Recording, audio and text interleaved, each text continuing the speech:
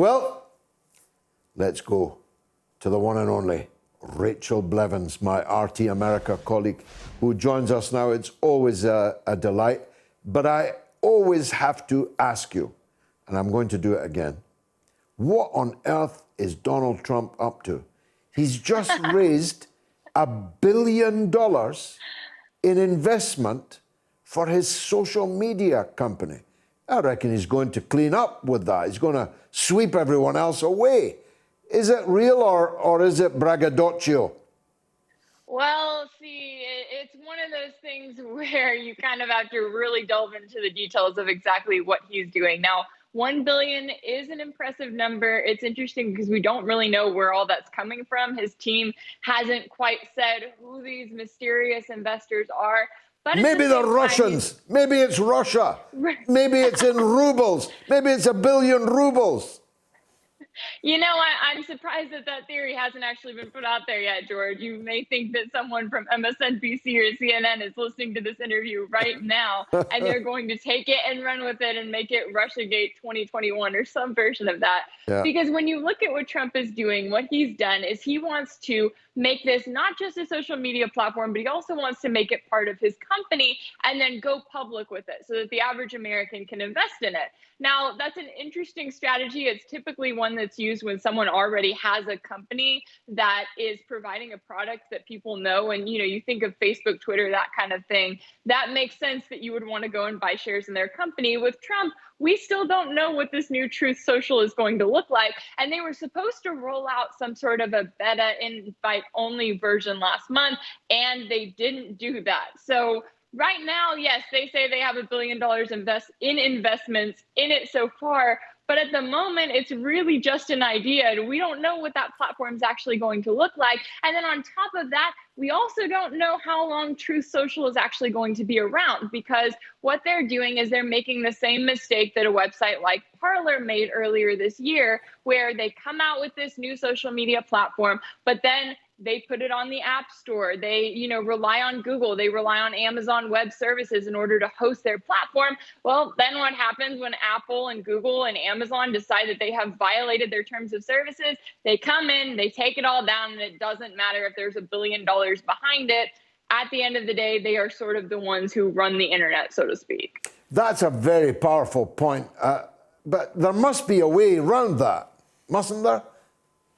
You know, we've seen this increasing move with some of those independent social media sites to sort of rely on blockchain technology and to look at ways to go around Amazon and to go around Google. So it is very possible. Now, the only problem is that Trump and his team don't really seem to be looking at that right now. It doesn't seem like they're something that is on their radar, at least as far as we know. It seems like they're trying to go more of the traditional route. And of course, we also have to remember that not only are they going the traditional route, but they are presenting this as a platform that they say is all about free speech.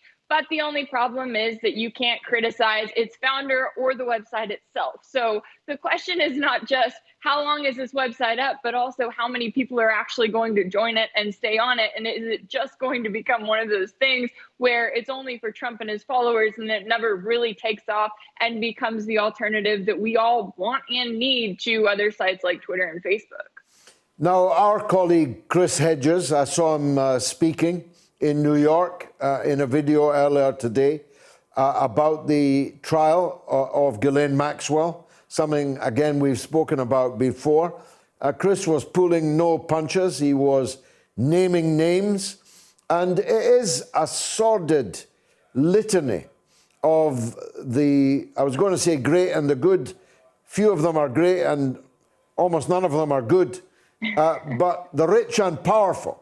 A litany of the rich and powerful men that managed to see something in the child pedophile trafficking monster that was Jeffrey Epstein. How is the trial going?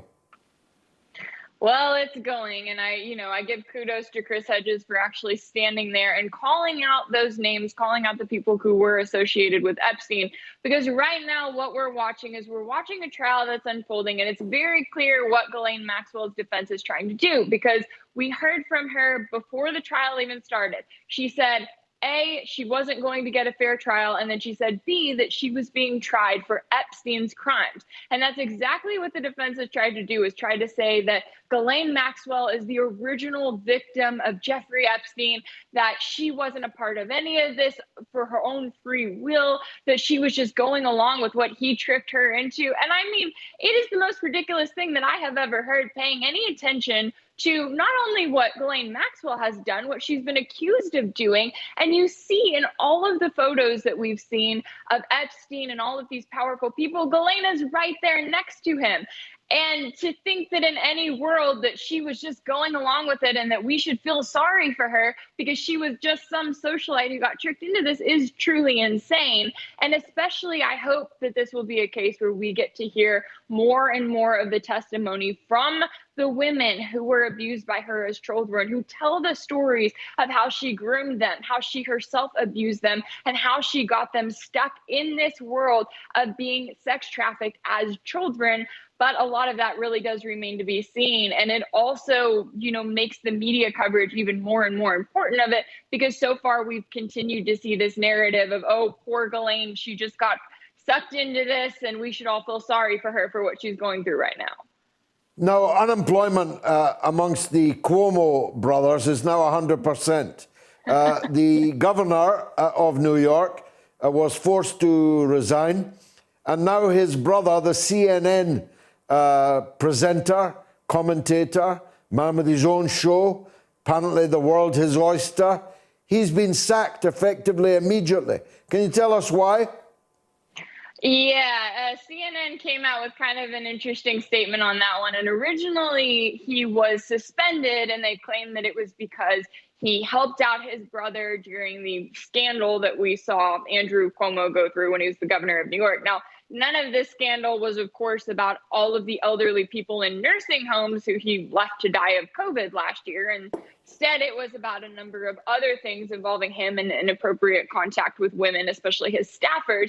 But with Chris Cuomo, we heard from CNN that he was going to be suspended. Then they came out yesterday and said that he was fired. Now, they're claiming that they got some sort of a report of sexual misconduct involving Chris Cuomo, and that's why they took action. It's ironic because these things always seem to happen with these major mainstream networks, whether it be CNN or NBC, who come out and they say, hey, we got this report about one of our top anchors, we're taking action immediately. And then it turns out that there's a lot more to the story. We saw NBC go through this where some of their top executives were also accused of sexual misconduct. They did nothing about it. But when they decided that they wanted to take out one of their top anchors, that's exactly what they did. They made it sound like they were doing the right thing and making themselves look good. But it is interesting when you see an industry that continually has this problem, and yet I don't trust that CNN didn't know about any of this at all. It seems a lot more likely that they saw the momentum building around Chris Cuomo, and they knew that taking him off their airwaves, not only would it save them a few $million a year for whoever they bring in to replace him, but at the same time, it also takes away from the fact that their ratings are down 77% in the last year alone. I mean, that in and of itself is crazy. 77% in a year.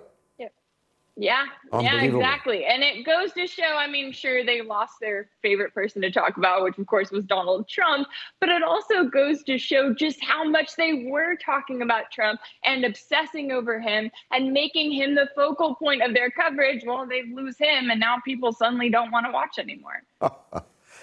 How the mighty have fallen. Speaking of people whose ratings are crashing, tell us about Kamala Harris. She seems to me to be on the receiving end of a plot, really, a conspiracy to get rid of her. It may be thoroughly deserved. I wouldn't vote for her in a month of Sundays. But she seems to be being made the scapegoat for the utter inadequacy of her boss, Joe Biden, don't you think? Yeah, I think you're absolutely right about that. I know this is something we talked about even months ago, which was just how often she kind of gets blamed for everything that's going wrong with the Biden administration. We saw that she was tasked with handling immigration, and handling the issues at the southern border as if that's something that she could just fix overnight. And then, of course, when she doesn't, then she's criticized for that. But this week, we got this report saying that at least 3 of her staffers are leaving, and they are saying that she has just around-the-clock criticism. They're painting this picture, which, of course, it should be noted that these reports are coming out with those good old anonymous sources.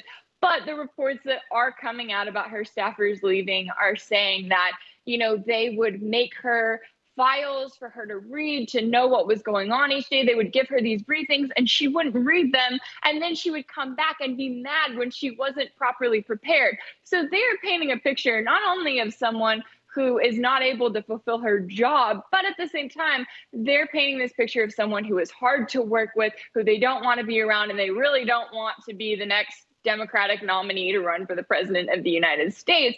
And so I think it's interesting that we're kind of seeing this building around Kamala Harris, whether, it is something that should be in her corner or not. It is one of those things, certainly, where we are watching this building, and also makes you wonder, what does the DNC have planned? What is their backup plan here? I mean, that's at least what I'm wondering. Yes, we must all hope, America and the world, therefore, that Joe Biden hangs on in there until the end of his term.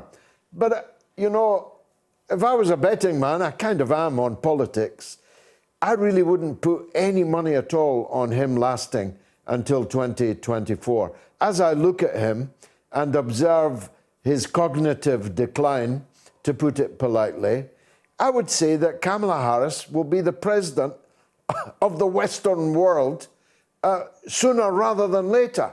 And that's a real problem if what they say about her is even half true. Oh, absolutely. It is frightening. And, I know that you set it up perfectly in your monologue for the show, and I do want to commend you on that. I hope that if people are tuning in right now, that they go back and that they watch your monologue at the beginning of the show, because you laid out every possible conflict that the U.S. is looking at right now. And so many people, when they hear about rising tensions with Russia, with China, with Iran, they just kind of either shrug it off, or they look at it and they say, yes, the U.S. should be taking more action. They should be doing more. And they buy into that fear-based propaganda. But when you look at someone like Joe Biden, who doesn't seem like he has anything together at the moment, or you look at someone like Kamala Harris, who seems like she is more than ready to start a war, to start a conflict that the U.S. can't get out of, it should make every single American incredibly concerned that we're in a situation where the top people in control of this country, and then you, of course, look at the rest of Joe Biden's cabinet, and they're also ready and willing to go to war with any number of these countries. And it really raises the question, have we not learned anything over the last 20 years of all that we've gone through, of all of the ridiculous, gross failures that we've seen in the Middle East? Have we not learned anything? In a lot of ways, it doesn't really feel like we have. And I think that's one of the most concerning things going into the next presidential election, finishing out this presidential term, is that it seems like the people in power are more war hungry than ever, when in reality, they should be stepping back and saying, hey, let's focus on the U.S. for a change. Yeah, which is what one thought might happen after the humiliating debacle in Afghanistan. But the only thing that we've learned is that we've learned nothing. Rachel Blevins, as always, thank you very much indeed for joining us. Thank you.